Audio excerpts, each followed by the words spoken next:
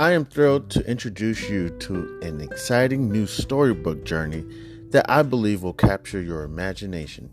Allow me to present Langston Mankson's Kool-Aid Stand Adventure, a compelling short story that promises to transport you to a world of interest, excitement, and learning. The title of the book is Langston Mankson's Kool-Aid Stand Adventure by Chandler Hayes. In a world of colorful imagination and captivating stories, a new children's book has emerged to empower our young minds with crucial life lessons, life skills, and financial literacy.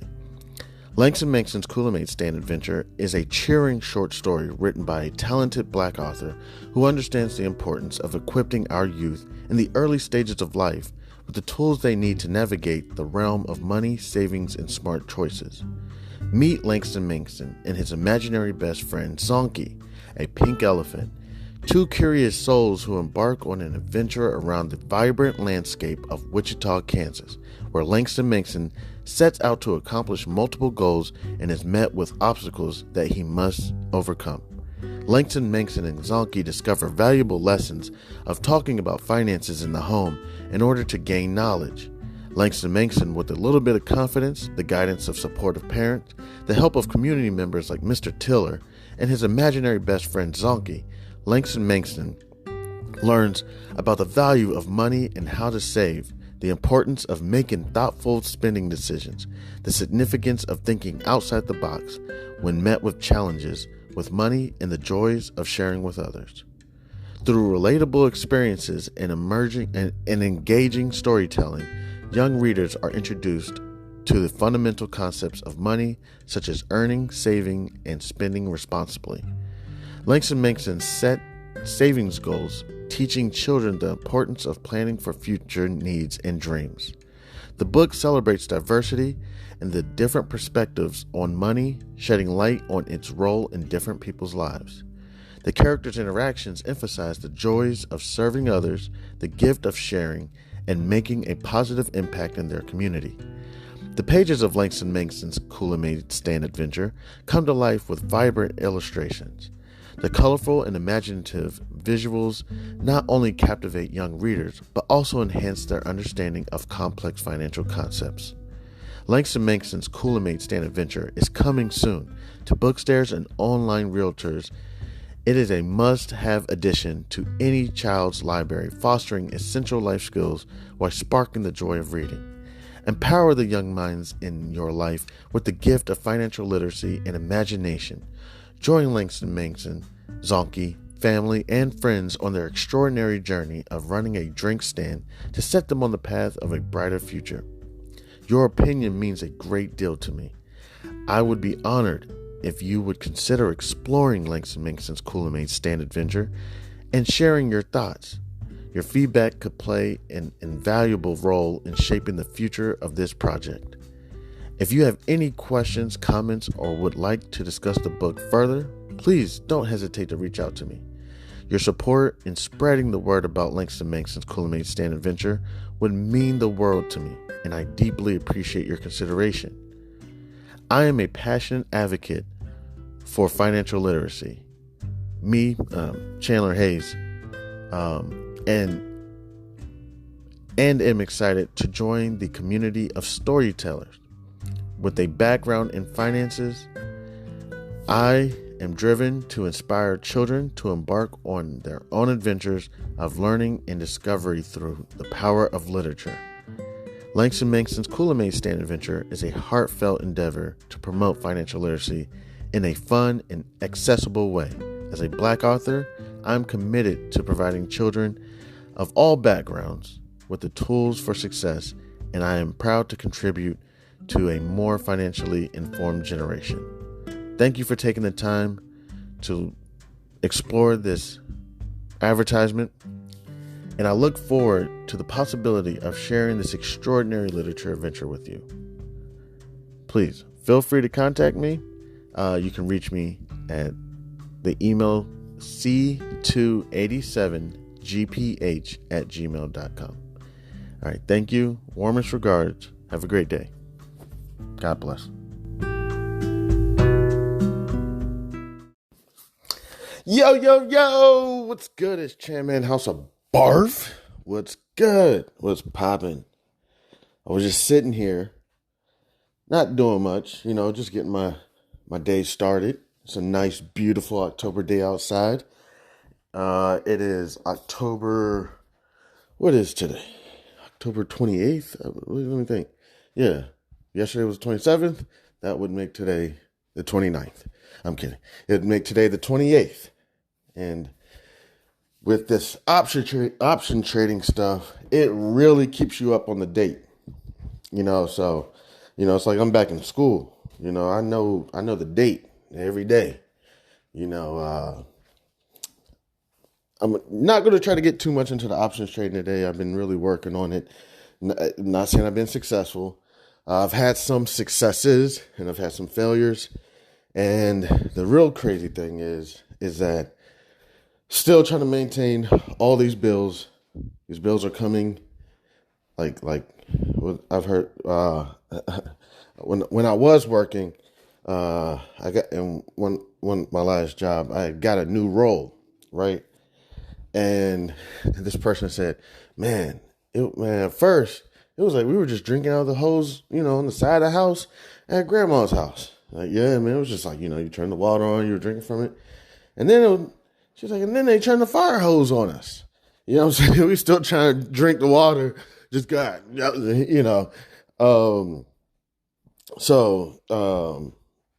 yeah, that's just how it is, man. When these bills are nonstop, this debt is nonstop, and a lot of it is my fault as well. Don't think I explain all the time. I got a lot of successes. I got a lot of failures.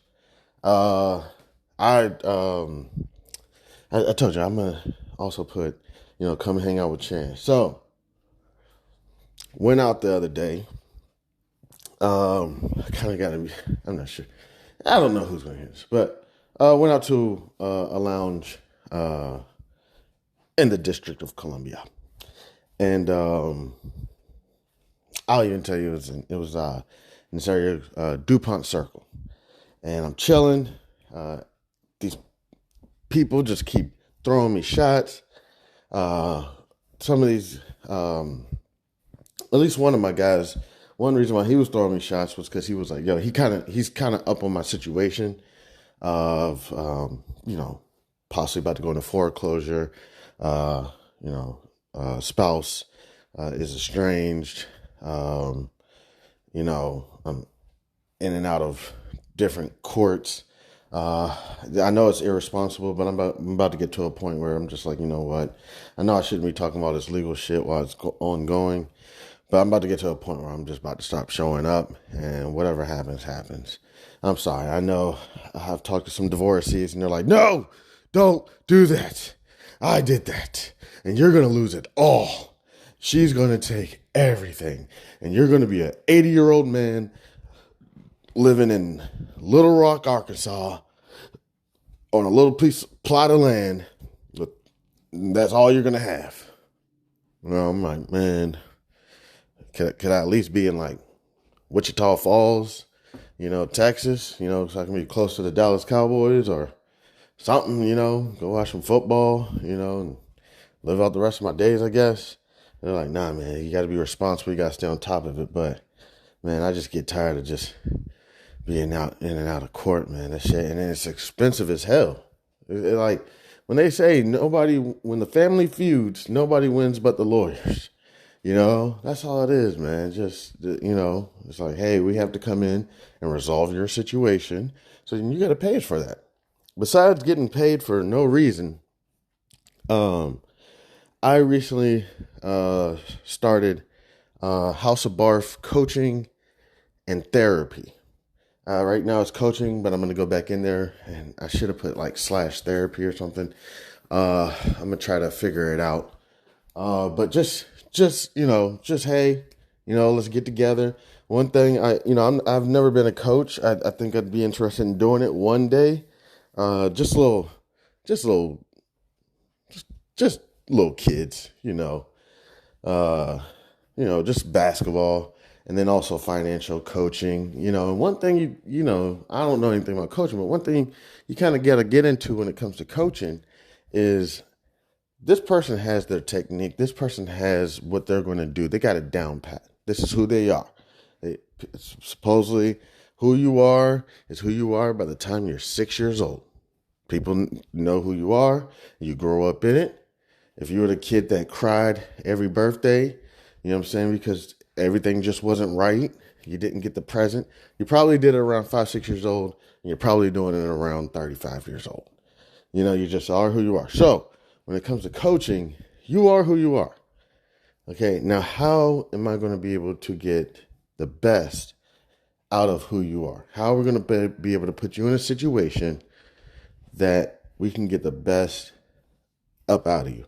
Let's not try to, bleed a turnip or something like that. There's no blood in a turnip. So let's not try to squeeze something out of you that's not in you. You know, but what we can take is your traits, your habits, and let's see if we can kind of coach that up a little bit to get you to where you're trying to be. Now, everybody always wants to say, here I go. Now, everybody wants to say, I want to be rich. No. I saw a Chris Rock special. I don't want to be rich. I want to be wealthy. That's the only goal I want. It's like, all right, I get that. Okay. There's 32 teams in the NBA. At the beginning of the season, what do you think all their goals are? Well, there's probably a couple teams in there that don't have any goals. They're just like, man, listen, I'm just going to try to get through this season without breaking something or ripping something or, or catching something. But I would hope for the sense of entertainment, because I love the NBA. I do think, we got some things we got to work on. For example, poster childing. I can't stand this fucking poster childing. Sorry, I'm getting off topic here. But that should be the goal. 32 teams, beginning of the season. Matter of fact, the NBA season just actually started a couple nights ago. I believe Damian Lillard scored 39 points on his debut, which was like a record. Like, he ended up being up there with like Wilt Chamberlain and I think Carmelo Anthony or something. The people who scored the most amount of points on a brand new team on their debut. So that's phenomenal. Shout out. But yes, that should be the point. Beginning of the season, 32 teams. Each team should have the goal of what? Winning a championship. Winning a final. The NBA final. That should be the goal. Now, as we start getting through the season and we start noticing where we're at, oh, wow, those Denver Nuggets, they're really not playing over there. They're really digging into people's asses. They working over there. Oh, wow. Those Portland Trailblazers, they looking like the 1995 Portland. Well, actually, that might have been a good year. I can't remember, but there was a few years the Portland Trailblazers were pretty quiet, Now, I know they got Drew Holiday and Anton, but we could pretty much, I could be wrong, but we could pretty much guess it's going to be a rebuilding year. Drew Holiday's a beast. Anton's a beast. I don't even know who else they got on the roster, but you can really build around that team. You get somebody who can come in and kind of be an aggressor, help Drew Holiday out. Drew Holiday is actually getting, kind of on the latter end of his career. He's experienced. He's a veteran now. Anton is definitely on the latter part of his career.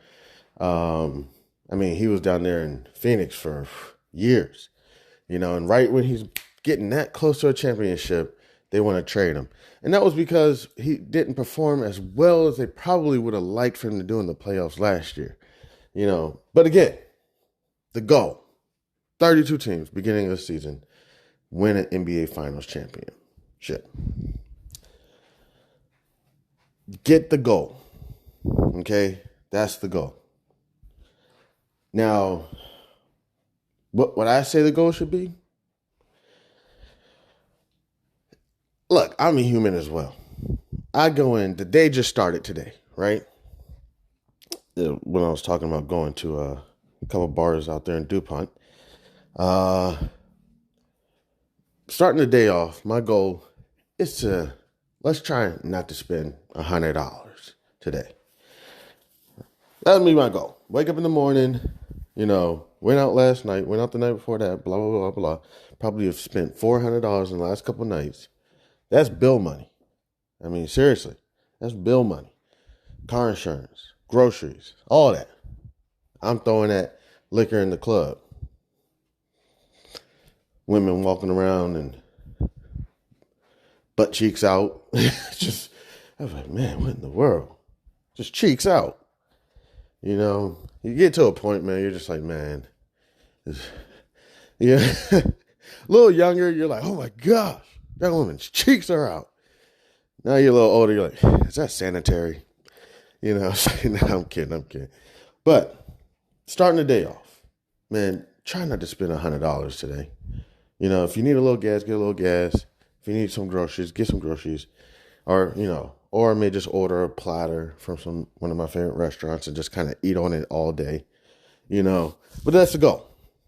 Then 12 hours later, it's starting to get a little fidgety. Oh, man, nobody's here. I'm all by myself. Man, last weekend was kind of crazy. Shit, next you know what happens. You go to a bar in DuPont, you end up spending a couple $100. And going into it, people are buying me rounds, hey man, come on, man. You're a cool guy, man. Come on, man. You just, come on, and then a couple other people we don't even know join the group and they buy a round and I'm like, oh my goodness, here we go. I'm actually kind of tired. Next thing you know, you go home, you go to sleep, you eat your survival food, whatever it is. Oh man, I had some of the worst street tacos, man. I went to the place before, I don't even want to say their name. I was pissed off because I was like, yo, I've been here before. Why does it taste like this? I was like, man, y'all ain't changed the grease or something. I ain't even going to say their name.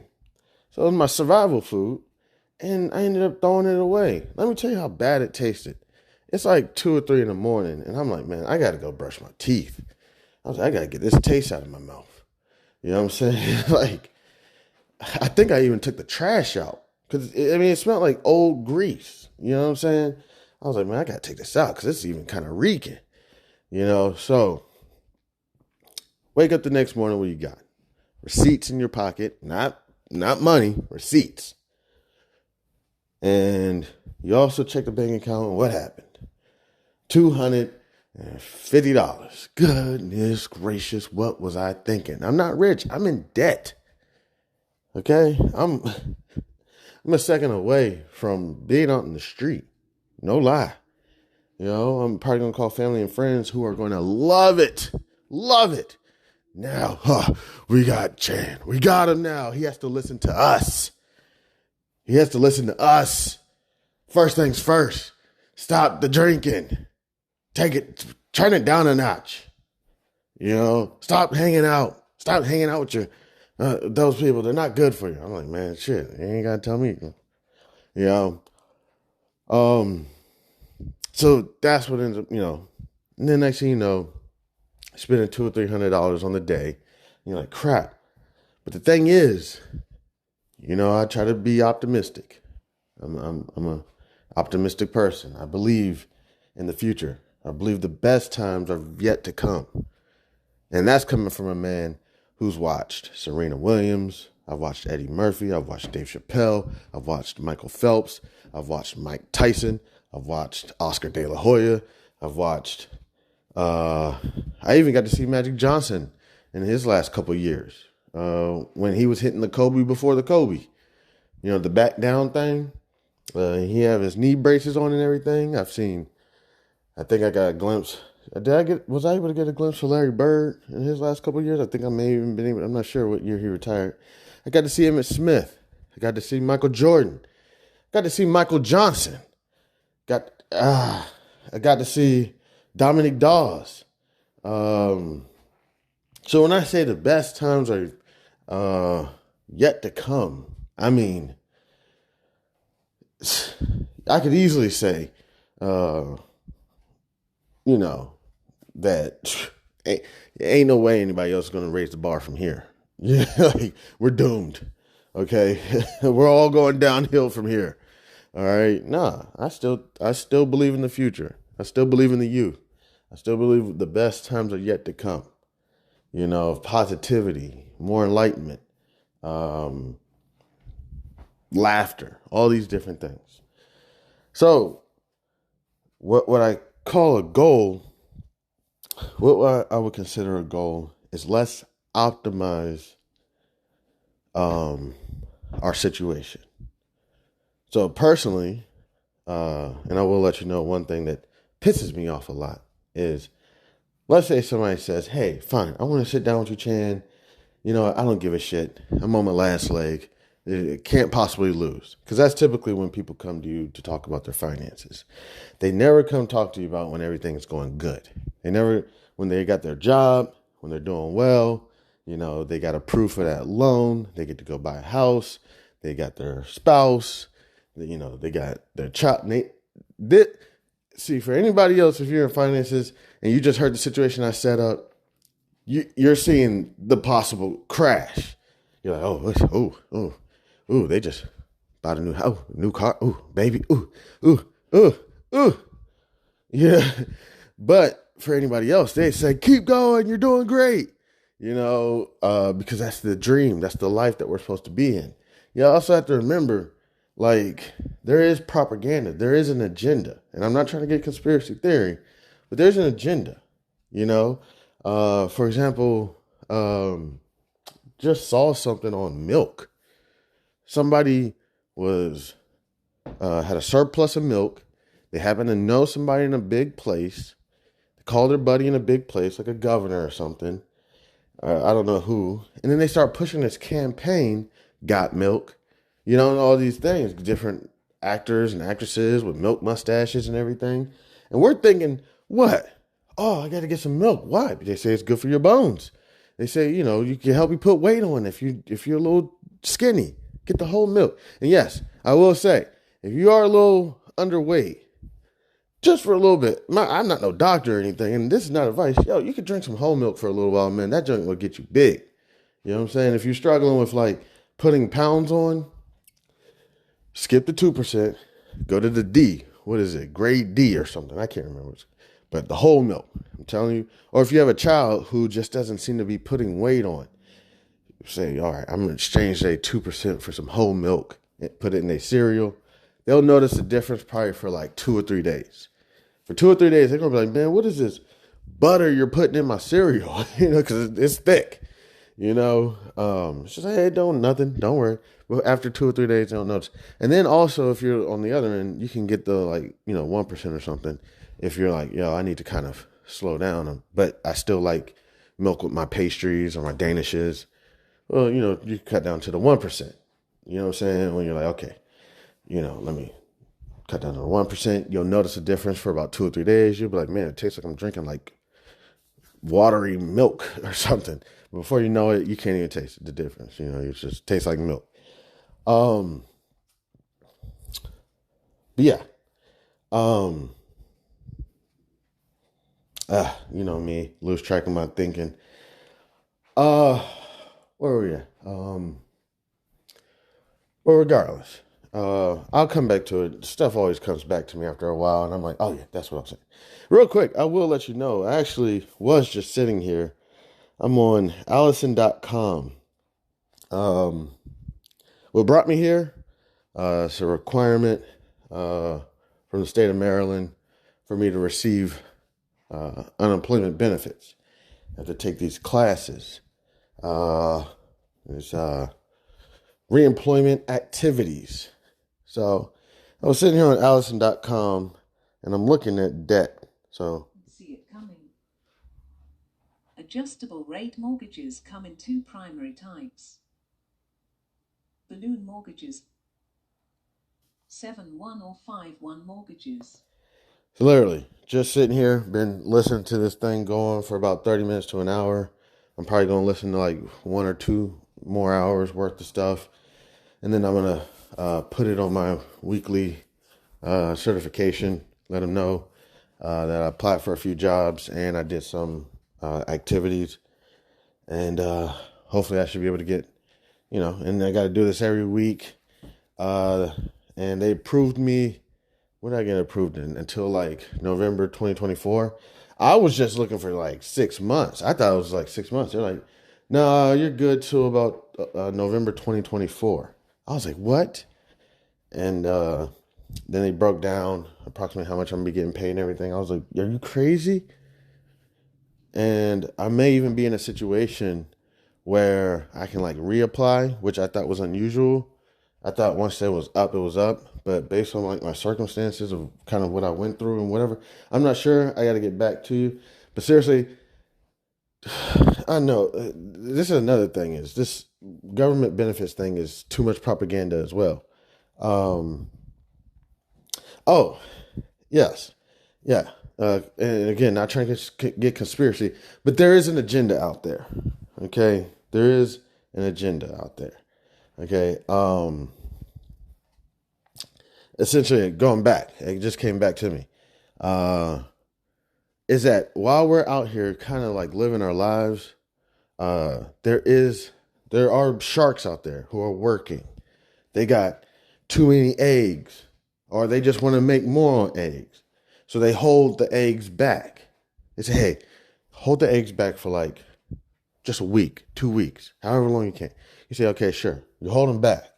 People go to the store. Man, I can't find no fucking eggs. You know what I'm saying? Next thing you know, hey, turn the faucet back on. Okay? And these people are sitting around, government officials, CEOs, whoever, private companies, nonprofits. They sit around and they figure this all out. And somebody sits in the room and says, man, why do we have to raise the price on eggs? We have too many eggs. We should actually lower the price. And one person in the room says, because we can. It's like, nah. And that's just more so where we have to kind of make ourselves aware, me included, of what's going on. When we decide that, do I really want to hang out, go to parties, lounges, clubs? Do I really want to drink this liquor? Do I really want to? You may not want to, but what's going on? You turn on social media. You turn on the internet. You turn on the news, whatever. What's going on? Oh, we have Ryan Reynolds just sold his Mint Mobile company for $1 billion. Who? Ryan Reynolds? What movie was he in again? And you say, man, I got to do something. And it's not so much that you can solve a problem of, expensive wireless, telecommunications. It's more so, I want $1 billion so I can go to Cabo, whoever else, some YouTuber, some influencer. Logan Paul is living in some neighborhood in Calabasas. I don't know where he lives, but you say, oh man, what the fuck is a Calabasas? I don't know, somewhere around Rancho Cucamonga. Rancho Cucamonga. Where is that at? California. You say, oh wow. Oh, such and such is going to Martha Vineyard this weekend. Where Martha Vineyard? Where's that? New Jersey? Something like that? It's like, man, I want to go to Martha's Vineyard and do what people do at Martha's Vineyard. And I hope Martha is okay. Who is Martha? And you kind of get in this cycle of, and if this is what you just enjoy doing, because it kind of is, I kind of enjoy it sometimes too. It's like, hey man, new restaurant open. You want to go try it out? Ooh man, that curry goat was delicious. And you're like, yeah, that was delicious. I like the way that the Indians, or Asians or whatever, cook their curry different than the West Indies, or how the West Africans cook their curry different than the Jamaican or the West Indies, Jamaicans, or whatever, the Caribbeans or Caribbean, however you say it. But then also there's influence. So for example, easy one, marketing and advertising. Marketing and advertising, I would say possibly is probably 30, 40, 50% of a successful business. I could be wrong. I'm going to pull up a balance sheet. I want to take a look at that. But I'm pretty sure for a successful company like, like McDonald's, or I'm pretty sure they spend, maybe that's a little high. but on marketing and advertising. And why is that? Because they have the best psychologists or, people who understand psychology on their team. People who understand voice tones, colors, words, symbols. The best people. And they understand that, when most people see an image of a strong arm, believe it or not, it gets them aroused. Like, what? A strong arm with a hammer in it, makes people aroused. Oh my goodness. And when people are aroused, let me guess, they spend more money. All right, put a picture of a person with a really strong arm and a hammer in their hand, and we're going to say, hey, you need us there, we're there. And next thing you know, people don't even realize, and what color should we use? Well, this color usually makes people feel safe and secure, and they usually spend more. Okay, so put it in that color, put it up. Let's get it. Let's go.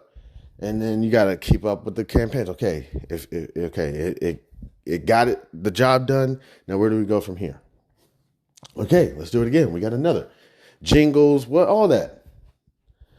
So we just have to take our situation again, and I would say optimize it. And understanding is, I would say, a huge part of optimization. Just understanding what is going on here. What am I in? I've even been in situations where I was like, hey, I thought I understood it. And now you're fighting with the banks, fucking pricks, because of something you misunderstood. Something that maybe wasn't explained clearly or was in the fine print. Now we got to go back and try to fix the situation. At the same time, somebody's sick. You're trying to focus on that. Somebody wants to marry you. You're trying to focus on that. Somebody wants to have a baby with you. You're trying to focus on that. The washer machine just went out. How are you going to wash your clothes this week? Just a whole lot is going on at the same time. You got to break down this pamphlet of papers to understand some loan you took out that you thought was a fixed rate, but actually they threw in another word. Well, no, actually it's a whole fixed or term fixed rate or something. You're like, what is the term fixed? Well, for a term, it's fixed. And then after that, it's adjustable. What the fuck? Why would I agree to that? And now we're in this botched up situation that's going to take us 2 to 3 years to get out of. Now we got to put all the money we got towards this loan so we can get the hell out of it before they take a fixed 5% loan and turn it into an adjustable 24% loan, which we know is going to send us down the dumpster. And we're going to be sitting under the Woodrow Wilson Bridge eating whatever is down there. So understanding is a huge situation, even for myself, of how to optimize our situation. Because that's ultimately the goal. We all are not people who just give up. Can't fucking give up. We can't just throw our hands in the air and go get a bottle of 1738 and just sit in our apartment, just moping over a bottle of, distilled wine and a cigarette. Can't just do that because we're getting 3, 4, 5,000 every 2 weeks. You can't just sit there and say, man, I'm tired, man. See, what happens when you were getting 5, 6 grand every 2 weeks? Initially, it was beast. It was like, oh man, that's a lot of money. Next thing you know, your lifestyle catches up. It's kind of like interest rates and whatnot. Okay, so they raise interest rates, and for a while, you're like, oh no, I went to the bank and everything was cool. Well, you gotta wait for it to catch up into life, because now everybody is going to start getting cracked over the skull. Now, the trucking business needs to expand or something, and they go to the bank to pull out a loan, or the farmer, needs gasoline or something, or whatever, and they go to the bank and say, hey, yeah, I want to work a deal on how to try to get some oil whatever. And then their interest rates start rising. So therefore, they go home, they do the books. They say, man, this is how much I got the loan for. We're going to have to hit people over the head for this much. And it's like, okay, well, let's go ahead and get it started. And then it starts hitting us. We start going to the grocery stores. We start going to the gas stations. So you have to give things time to catch up. So you're making 5-6 grand every 2 weeks. It's going fantastic. Now your life catches up to it. Now that 5-6 grand is pretty normal to you. It's pretty basic.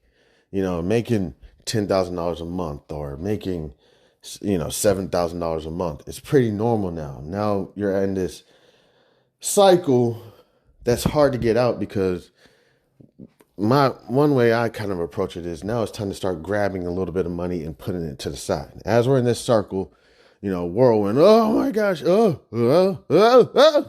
just try to like that money blowing machine that you try to grab the dollars, just like that. Try to grab a couple dollars, throw it to the side. Grab a couple dollars, throw it to the side. I would say just at least start there. Okay, and then when this circle slows down, it's like, oh, okay, I'm starting to get it under control. Okay, and there's a few ways, no offense, most people, in my personal opinion, are going to try to slow that circle down. At first it was slow as hell. Then it sped up. It's like, oh man, somebody passed away. You got divorced. That adjustable rate just kicked in. Whatever it is. Now the circle is speeding up. And by speeding up, what I mean is now that paycheck you're receiving is the money's already spent. Spent on the mortgage, spent on the rent, spent on the car note, spent on the medical bill from John Hopkins or whatever. They keep wanting their money.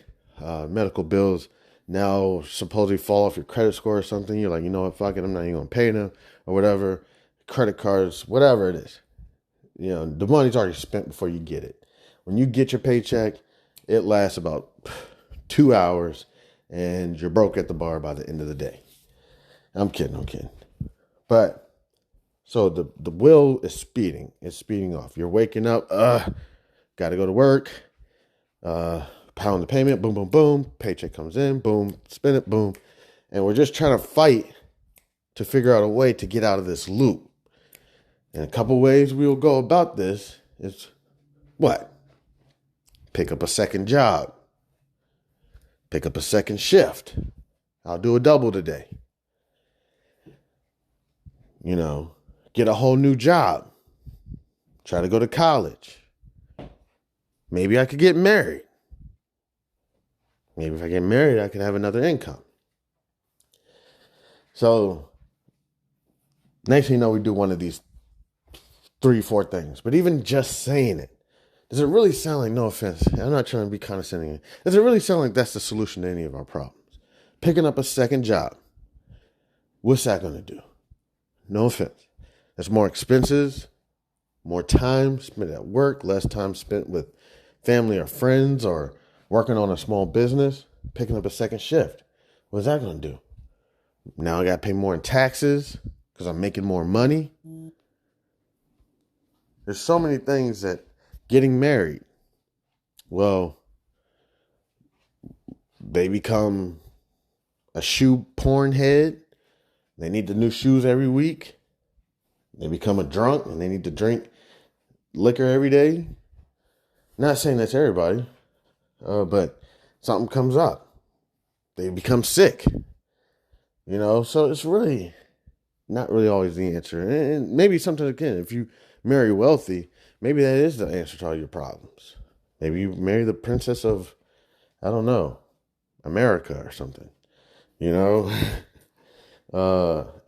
it's the answer to all your problems. Now you're around all the best of the best financial advisors. You're bringing in all this money. You're making more money. You're doing philanthropy. You're giving back to the community. All your answers are solved. The thing is, I don't think those are the answers to all the issues. The answer is essentially, it's like taking someone who has like a cigarette addiction. I've possibly said this before. A lot of times people will say, you know what? I'm going to cure that person from smoking all those damn cigarettes. I'm going to be the problem solver. So they grab the pack of cigarettes and they break it all in half. And they pour it in the toilet and they flush the toilet down. Cigarettes gone, problem solved. No, you just took a microwave approach to the situation. A microwave approach is to easily just solve the situation as fastest and quickest as possible. However, this person isn't smoking cigarettes just because. Not saying that they have some problems. It could be part of their culture. Everybody in their culture smokes cigarettes. Grandma, grandpa, it's just what we do. We smoke cigarettes, we drink coffee, and we eat food. It's part of our culture. They could have had a traumatic situation. And one way they coped with it was by calming their nerves. Give me a cigarette, my nerve bad. That's some old Wheezy. That's some old Wayne shit. Like I don't curse, but in this first man world. But yeah. So now you say to this person, not saying that everybody gotta go out and solve problems. Why do you smoke? What is it that's going on?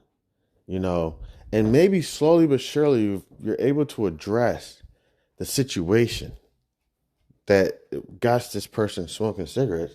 Not saying that they'll stop, but maybe they'll start noticing them slowing down. Because now it's kind of like good. Now they're good. Now they got whatever it was that they needed out.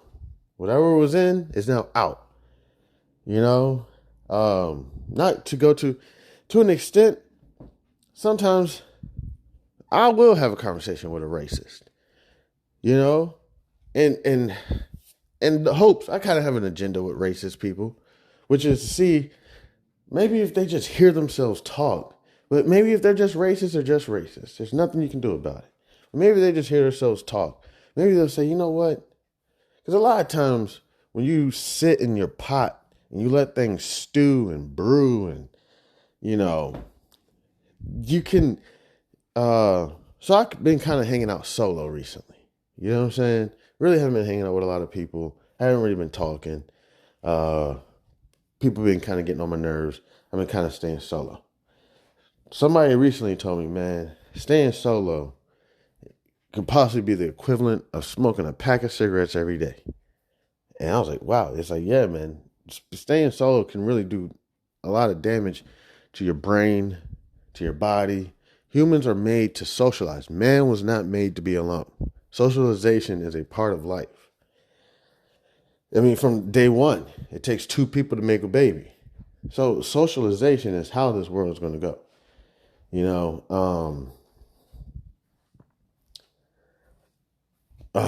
Man, I'd be forgetting. But yeah, so just trying to figure out what I was saying. Oh, that was just an alarm that make sure I call my internet company and let them know that I'm now on unemployment and that I can be part of the affordable connectivity program. So you got to make sure. Actually, I got that done already. Yeah, so I can cancel that alarm. But yeah, we approach the situation. Eventually, now the person is good. Okay? Not saying we can all cure this world's problems, not at all. But sometimes when we just sit there by ourselves, what's the worst part of like when you're dating? What's the worst part about having your partner going out? What's the worst part? Is that you don't know what they're doing. Are they at the lounge or at the bar? Are they playing pool? Are they hollering at girls or guys, whatever? What's going on? But you sit there and you're cooling and you're watching your TV show and your TV show goes off and it's 2:00 in the morning. They're not back. And what's going on? Now you're starting to stew. Uh-oh. Now you're starting to stew. Uh-oh. Here we go. It's the worst part, not knowing, but once you can kind of like get a little bit of relief, let's just say a phone call comes in at 2 a.m. Hey, just want to let you know, I'll be home in like an hour. Me and such are at such and such. You say, oh, now what? You're good. Whatever was in there, now you got some reassurance, you got some affirmation, and now you're good.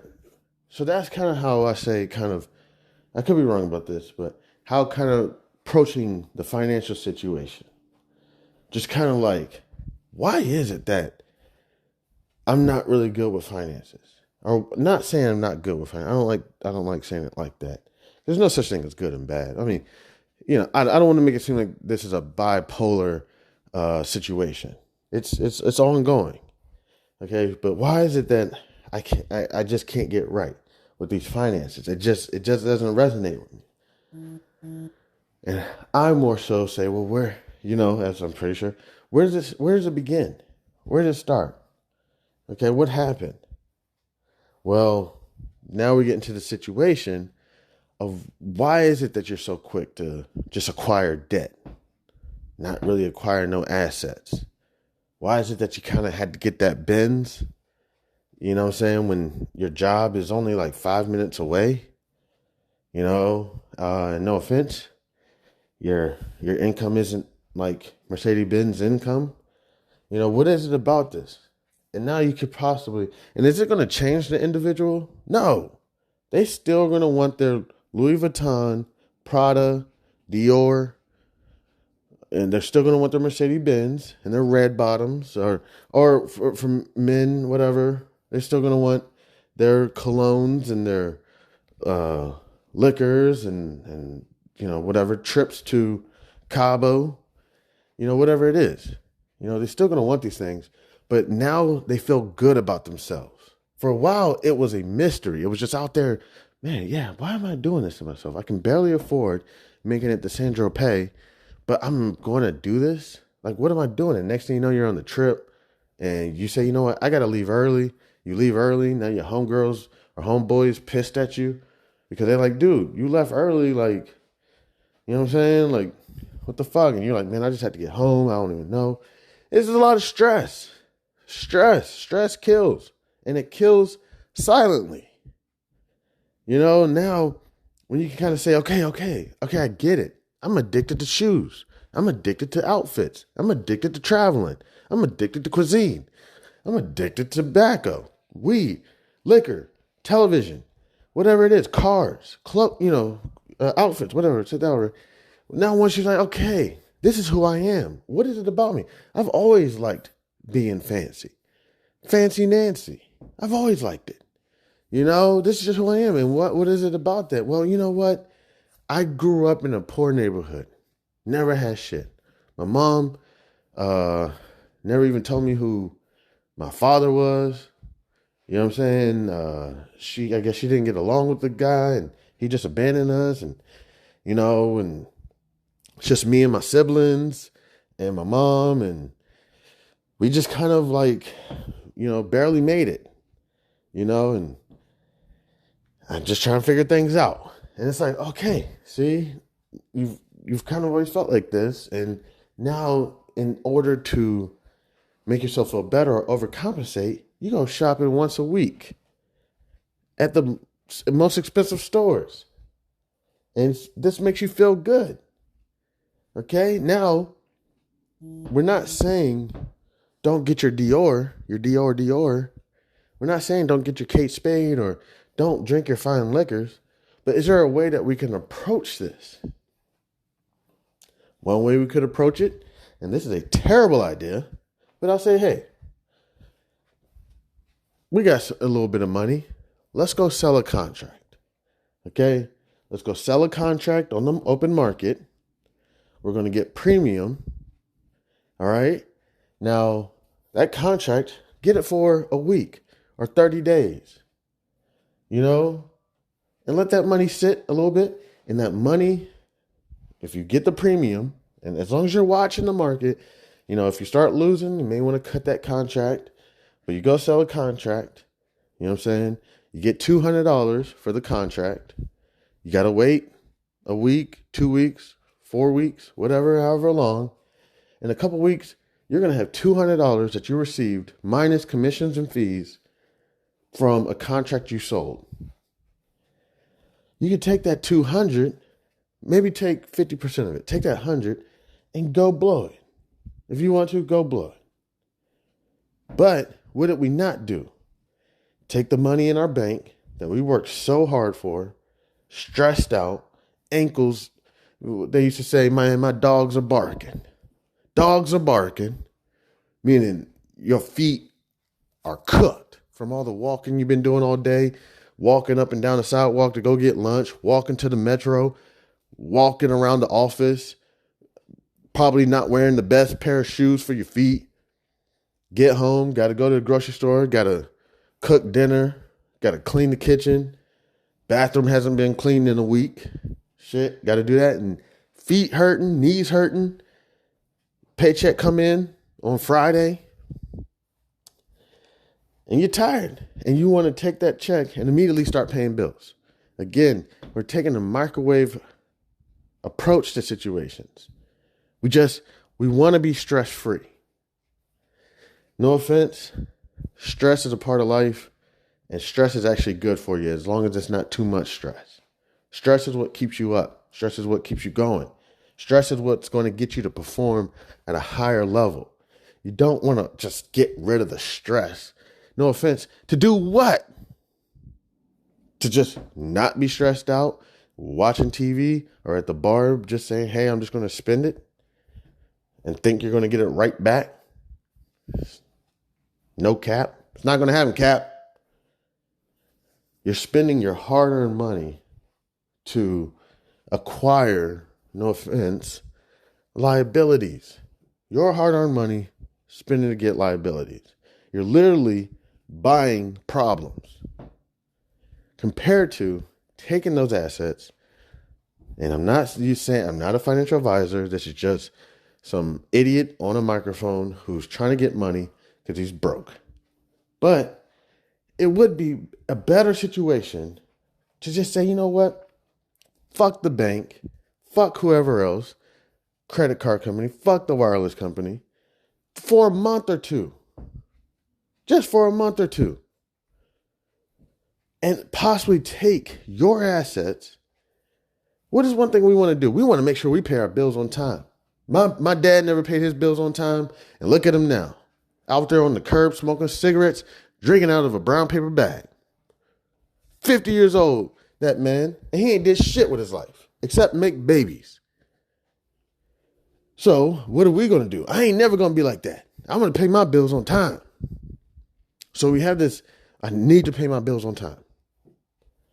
We treat these companies as if they're, I don't know, like God. We need to make sure we pay them. These companies don't give a shit about, they have their own optimizations. They're working on their optimization. And they have their value system. See if you're valuable or not. I mean, think about it. If you got a business, you got a catering business, and you're about to go cater, and you got this person who's like, yo, man, can you cater my party for free? You're going to cater an event. You're going to do a gosh darn great job. But come on. Now you got this person who's like, hey, I'm going to pay you $5,000 to cater my event. Wait a minute. You wake up. You know, and you're going to go there. And so to an extent, we always talk about how we treat everybody the same and everything. But to an extent, some people know when money's in the room. You know, they're going to act accordingly. You know, they don't want to fuck up the bag. You know, but yeah. So yeah, I think we kind of got the gist. Don't need to beat a dead horse, you know.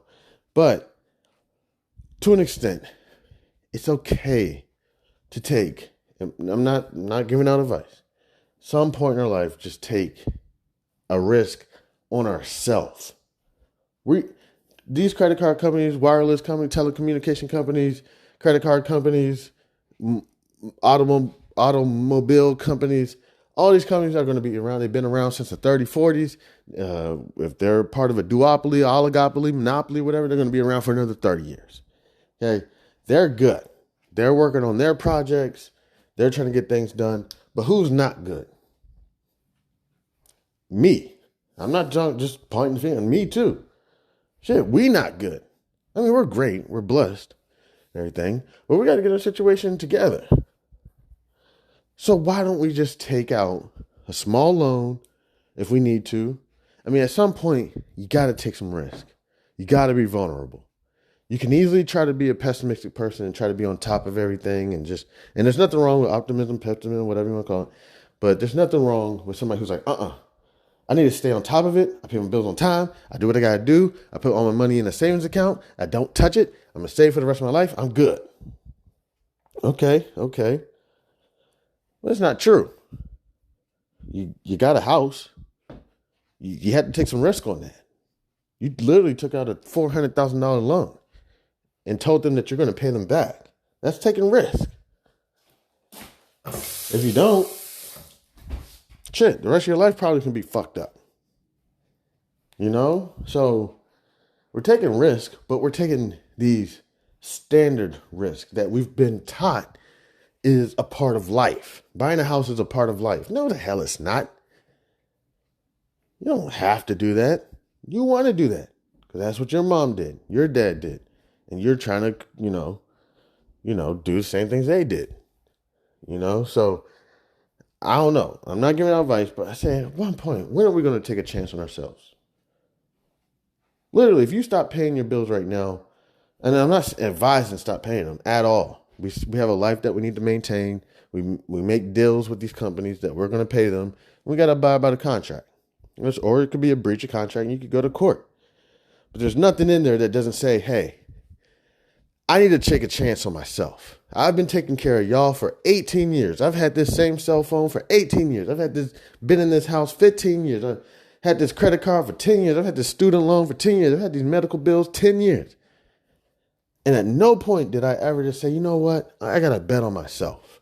I'm betting on these companies to take care of me. But you're just one in a million. However many customers. They could have 20,000 customers, whatever. Your value, they put on the charts. Let me see. That's why sometimes if you go to your bank account and go see if your bank account's still there, nah, it's not there. What happened?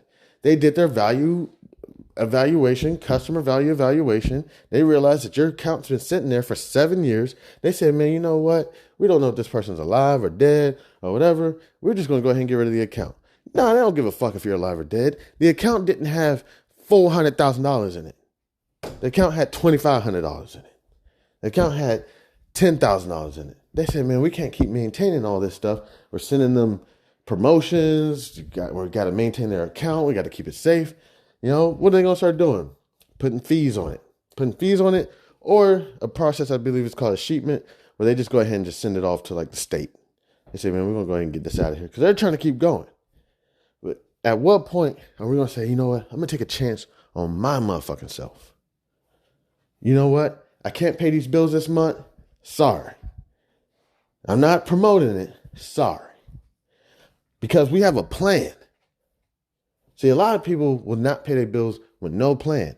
Same difference when people put their money in the bank account with no plan. You're going to lose. Same difference if you put your money in the market, okay? You put your money in the stock market. Oh, the stock market made me a lot of money, or I lost a bunch of money. Get out. Get out. So you get out. And you say, yeah, we're going to do it again. 6 years later, that money's still sitting in cash. So as we have a plan. We say, we're going to take a chance on ourselves, on our motherfucking self. For just 2 months, I just need to figure this out. I'm going to take out a small loan or something. And I heard somebody say 20 minutes a day. I think they even said 18, but 20 minutes a day. I'm going to take out and I'm going to start putting one foot in front of the other. What happens in any part of our life? You want to start smoking. You want to start drinking. You want to start fucking. You want to start building an algorithm. You want to start playing a musical instrument. What happens? You have to start at the breathing process. What is the breathing process? When a baby comes out that canal, what's the first thing that baby wants to do? They want to grab some air. Okay. They mom been breathing for them for the last 9 months. Now they got to take themselves. That's what that whole smack on the booty. Bow. Wake up, baby. And that baby wants to take a breath of air. Ah! That's what we got to do when it comes to whatever we're trying to do. First thing, you want to play a musical instrument. What's the first motherfucking thing you got to do? You got to figure out what instrument you want to play. What instrument am I? French horn? You want to play the French horn? You want to play the harp, the cello, the oboe? You want to play a trumpet? What kind of trumpet? A mute trumpet? So you have to figure that out. Okay. Then you got to find a music store in the area. Oh, I found a music store. It's out there in whatever city. Okay, cool. And stop by. Then you got to save up money and purchase it. And that's all it is, just taking one step at a time. All right, I want to start a small business, but I don't want to, or I want to get myself out of this credit card debt. I want to get the student loan debt, whatever. And you don't want to get married, or you don't want to have somebody die so you can get their inheritance. You want to do this on your own. You're like, I'm going to do this. I'm going to figure this out. At some point, you're going to have to take a risk. You're going to have to make a change. You're going to have to fix something. And by doing it, it may require taking out a small loan. But don't just take out any loan. Look up to see if there's any small business loans for new and upcoming entrepreneurs. They may not even require you to pay it back. They may have a loan forgiveness program that comes out in 5 years. And you say, what? They're going to forgive the loan? And you apply. Next thing you know, your loan has been forgiven. Don't just stop paying the bills. You got to have a plan of how, okay, so now whatever didn't work out, how are you going to get back on top of these bills? But if you stop paying the bills, you say, you know what, I'm going to take a chance real quick. I'm going to try to start something real quick. And then I'm going to go ahead and get back to the bills. Maybe we can lower some expenses. Maybe there's some expenses. You got that Netflix membership. You got that gym membership that you haven't been using. You got that insurance. You don't even own that car anymore. You don't even own that jewelry anymore. You still got the personal property insurance. Get rid of that insurance. It's $4 a month. Get rid of it. It's cool. You don't even have that jewelry no more. You don't even own that car no more. Let it go. Let that insurance go. So we can lower the expenses. At the same time, we can figure out the due dates, late dates, grace periods, cutoff periods, and we can play with time a little bit. This is going to do is put $1,000, a couple $1,000 in your pocket. Yes, get the budget together, get a written budget, all that. Fantastic. Got the written budget and everything. Fantastic. Gotcha. But at some point, we have to be vulnerable and take a chance. And can we be vulnerable and lose? You trust your homeboy who said, hey, yeah, we're going to start that business together. What happens when you start a business or you start exercising with somebody? You go on, hey, we're going to start jogging every Monday morning. First week, they're late. Second week, they don't show up. Third week. But that can't stop you. You say, you know what? I've been doing it for a year now. For a whole year, every Monday, I get up 5 a.m. and I do my jog. And you were supposed to start it with me, but it doesn't. It fell apart. But it's all good. You got to keep going. We got to keep going. And then we got to figure out that plan. And we take an extra $1,000 to start a sole proprietorship. I don't think costs very much at all. You get the business registered. You start bringing in some income, putting it in the business. Next thing you know, you get a credit. And now you're able to start paying your bills back. Last thing, Barack Obama wasn't able to pay for former President Barack Obama wasn't able to pay for his student loans supposedly until he wrote a book or something when he was president. That's the shit that got him out. So, everybody not going around paying their bills on time. This is some fallacy, some law written by probably a creditor. Probably somebody that you owe money to. Oh, you should pay. Motherfucker, got to take a chance on ourselves. So I'm going to get ready to start taking chances on myself. I'm definitely going to let y'all know what I've been up to and what I've been working on. Please support me. Take our time. It's no pressure. You know what I'm saying? Thank you so much to anybody and everybody who decided to stop by. I appreciate it. I got some people in Germany, Canada, Australia, United States. Thank you so much. I appreciate it. My name is Chanman, and this is House of B.A.r.f. Blah!